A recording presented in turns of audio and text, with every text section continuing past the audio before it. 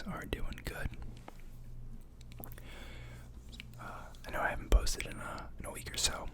I know you're not supposed to say that every time you go a stretch without making a video, but I do miss it. But I had a busy week. I started a new internship, so I was in the office a decent amount, and just now kind of sitting down and having some time to make a video. So yeah, I haven't looked at WallStreetBets in a while, so I'm gonna look at that. I've been kind of craving some tomfoolery, So I have it sorted by top posts from the past week. Just a typical disclaimer before we get started.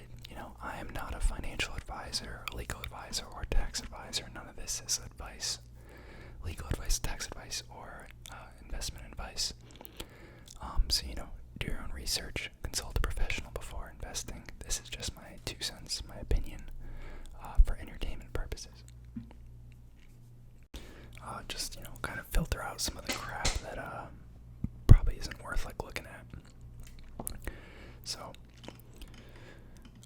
first up here, there is a picture of a Porsche with a Domino's delivery sign on it, and they're saying major recession indicator.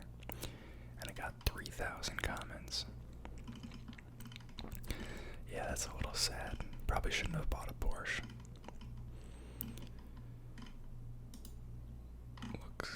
Work until your bank account looks like a phone number. And the guy's bank account is 911. That's funny.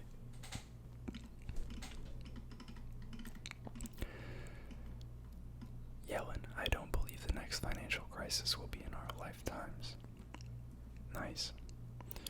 I framed this beauty back in 2017 for my office. Yeah, that's ironic. Welcome to the casino, Amber. How to get rich quick in the stock market. How to trade options. Wendy's dumpsters near me. How to start an OnlyFans. Jesus. I've seen this meme. Gas prices are now so high it's cheaper to buy, and run everywhere. I don't know if me saying words like that gets YouTube mad at you or not. I don't make any money off of this now, so I don't have to worry about monetization, but yeah, I think you can get videos flagged or shadow banned. So I try not to say those words. Bull market is back. Yeah, there was one good day this past week. I was honestly pretty busy, so I didn't look at the market too much, but overall I think we were still down for the week. But I'm seeing some people say, of course it's all just guessing, but I'm hearing some people say that they think that we'll have a slight rebound, and then it'll keep falling again. So don't get caught up in the rebounds and think that they're there to stay, because they're not, supposedly.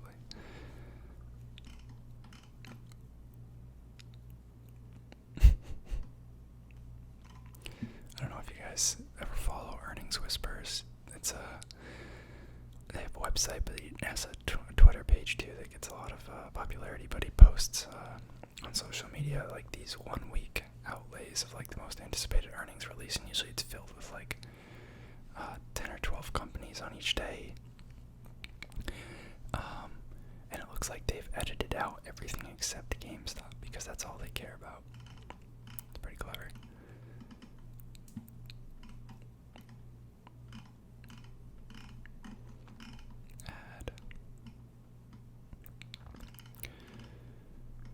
Have a safe weekend, everyone. Meme is reality soon. Car is now $7 a gallon. Or gas is now $7 a gallon. They put a padlock on their gas tank. That's funny. When your portfolio is down 70%, but that $15 dividend into your account. The dividends do be nice, though. VTI pays a dividend at the end of this month, so I should be getting a pretty nice check from that.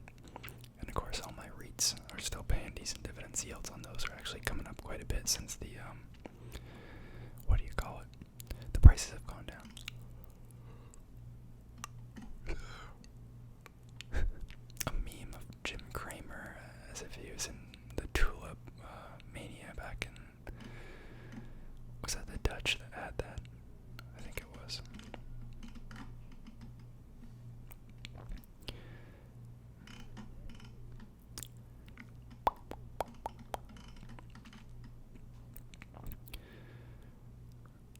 always buy cheap stocks, but when I do, first I tell everyone that an economic hurricane is coming so they panic sell.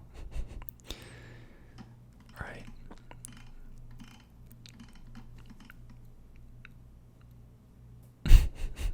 The SEC on its way to protect retail investors, and it's a blind guy driving with a stick outside of his window. That's hilarious. Someone spent so much time editing this.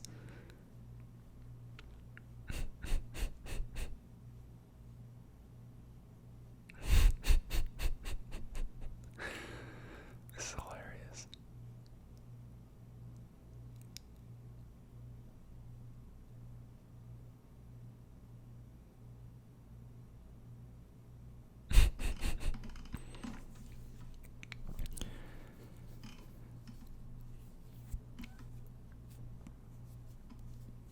Oh, this guy from Squid Games, they're making a joke about.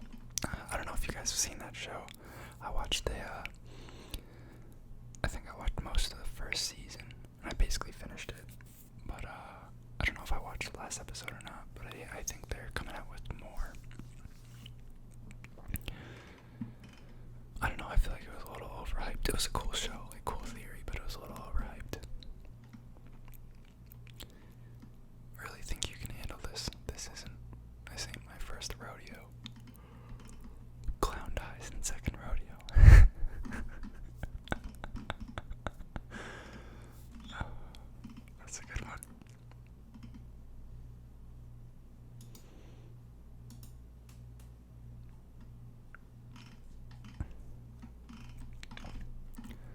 So accurate that it hurts.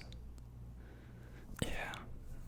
When you have a big loss, like any slight decrease in the loss is viewed as a very good thing. Even though you're still down OD.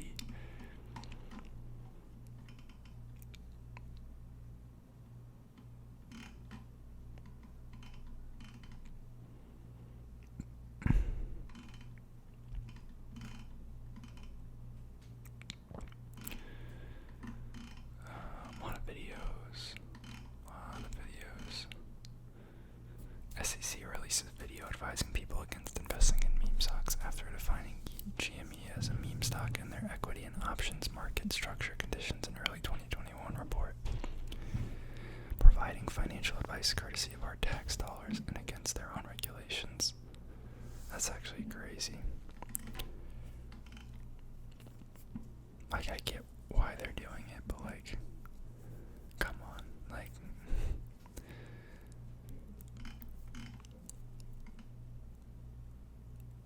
what the heck?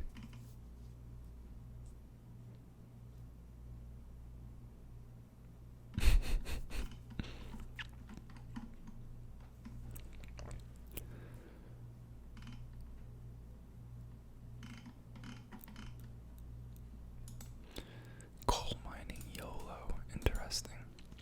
Let's see what this is about. 30-year-old investment analyst based out of London.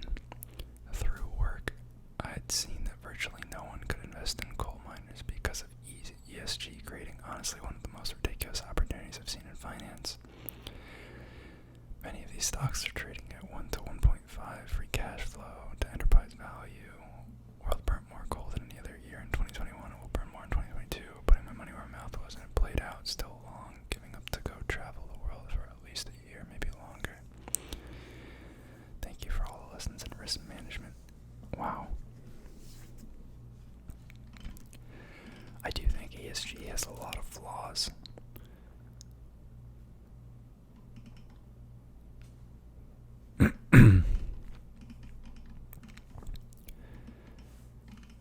Everyone booping on him because he started with $1 million to invest, but I'm sure they still couldn't grow their account at 6x in such a short period of time. I have no effing idea what ESG FCF/EV is. Can someone call Elias? That's funny. Where the F were you a year ago? Thought this stuff was about sharing your thesis before the investing, then getting laughed at if it didn't work, or admired it if it did.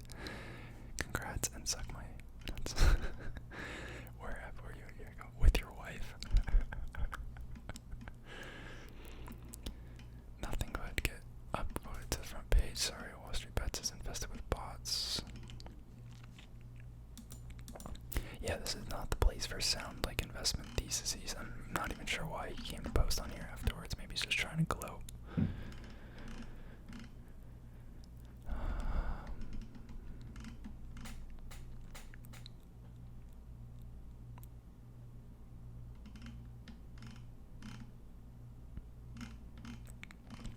Bro, why is everyone just talking about GameStop?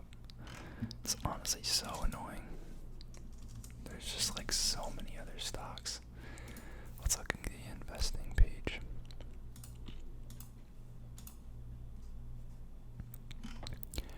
Oh yeah, I don't know if you guys saw this. First Tesla came out, or Elon came out and said that everyone at Tesla has to work in person. And then he said that they're planning to lay off 10% of Tesla's workforce. So he said that between the remote mandate and the threat, the fear that they're instilling by saying they're going to lay off 10% of people, I'm curious, like, bro, what are my neighbors upstairs doing? You guys hear that? They're freaking bowling up there. But I'm thinking that people will, be afraid that they're going to be part of the 10% and they're not going to like that there's no remote anymore. They're going to start looking for other work, and they'll basically like fire themselves.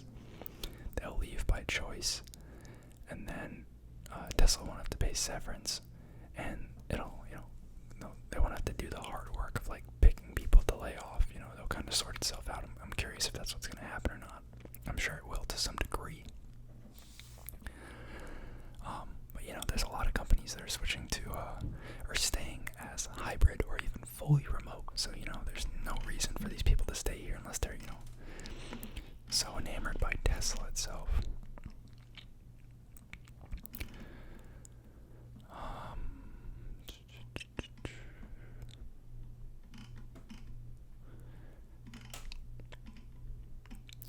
Is it the right move to crank up my 401k contributions during this downtime?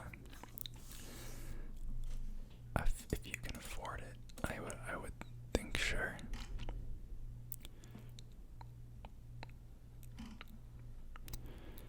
Yeah. I mean, you definitely should be contributing enough to get the match, but then if you have disposable income after that, I suppose, 401k, or if you can do a Roth, that's probably even better.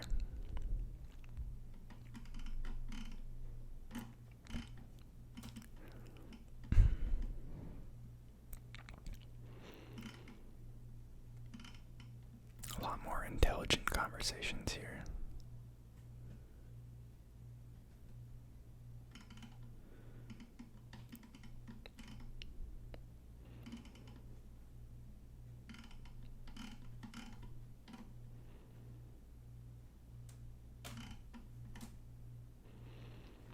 What am I missing about Best Buy?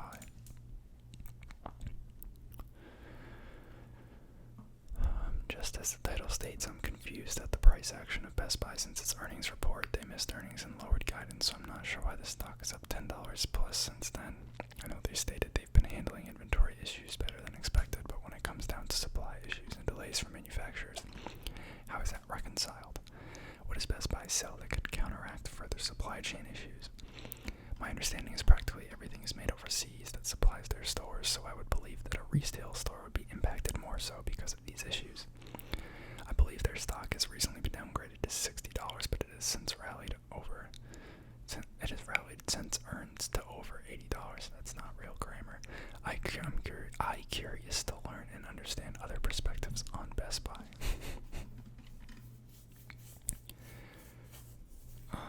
They're saying it was priced in. Stock dropped 50% going into earnings since its November high, so the earnings were just not as bad as people thought. That's fair. A lot of stocks were kind of hit with that, I think. What stocks do best during high inflation? Let's see what they say.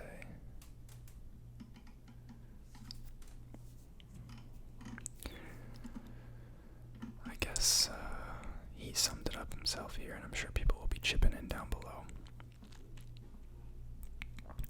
Investors commonly hear that when inflation surges, it is best to put your money into physical assets that track the jump in prices, which, with real real estate often suggested as the best option. But physical assets, particularly properties, generally can't be bought as easily or as quickly as securities, and acquiring them often entails significant transaction costs.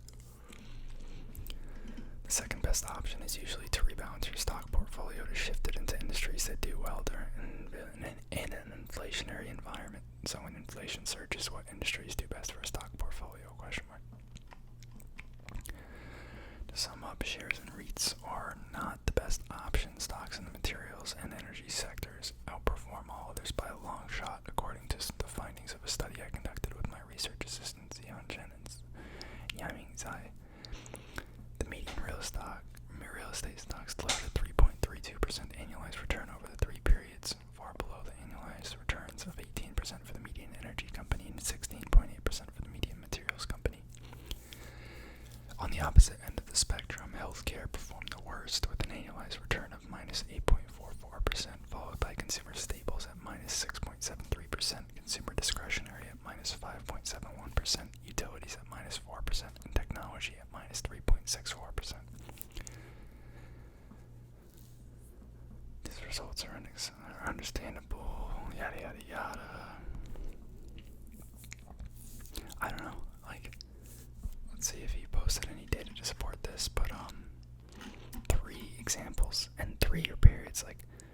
3-year periods is a very long time, I would think, long or short depending on how you look at it, I guess. And also 3 periods, I'm sorry, they're not 3-year periods. But I was also going to say 3 is not a large enough sample size to derive a pattern, I don't think.